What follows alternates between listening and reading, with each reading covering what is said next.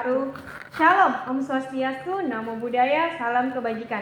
Perkenalkan, kami dari tim kompetisi debat Bawaslu tahun 2022 Universitas Al-Azhar Mandar berada di standing kontra terhadap mosi yang diberikan akan mempresentasikan artikel ilmiah kami yang berjudul Bawaslu dan Keadilan Pemilu dalam Kontestasi Demokrasi.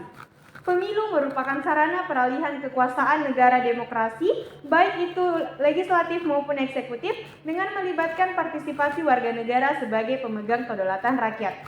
Indonesia menerapkan sistem pemerintahan demokrasi melaksanakan pemilu setiap 5 tahun sekali dengan mengacu pada asas langsung, umum, bebas, rahasia, jujur, dan adil. Sebagaimana diatur dalam Pasal 22E Undang-Undang Dasar 1945. Bawaslu adalah lembaga penyelenggara pemilu yang berwenang mengawasi penyelenggaraan pemilu di seluruh wilayah negara Kesatuan Republik Indonesia. Setelah mengalami beberapa kali perubahan peraturan perundang-undangan, maka puncak dari penguatan perundangan Bawaslu adalah Undang-Undang Nomor 7 Tahun 2017.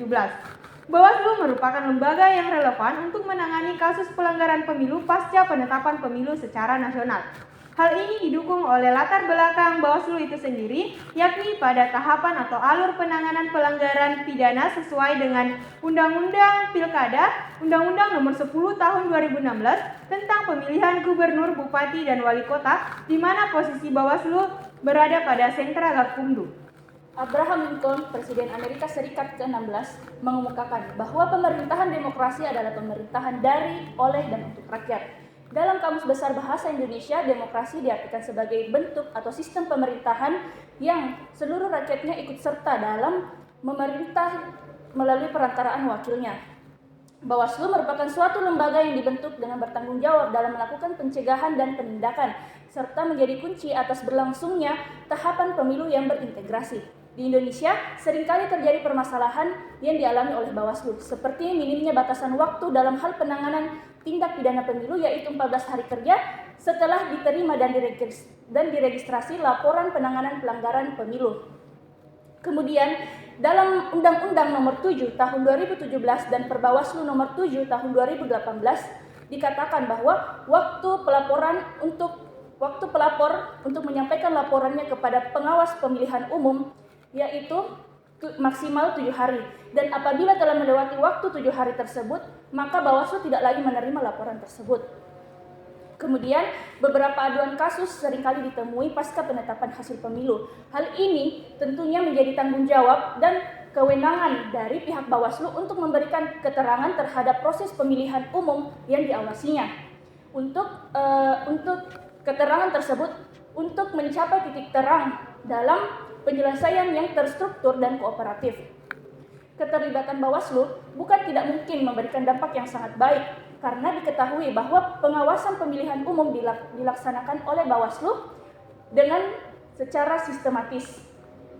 Namun, karena minimnya kewenangan yang diberikan kepada Bawaslu dalam hal penanganan pelanggaran pasca penetapan hasil pemilu dan dalam beberapa hal, maka Bawaslu ruang geraknya itu sangat terbatas.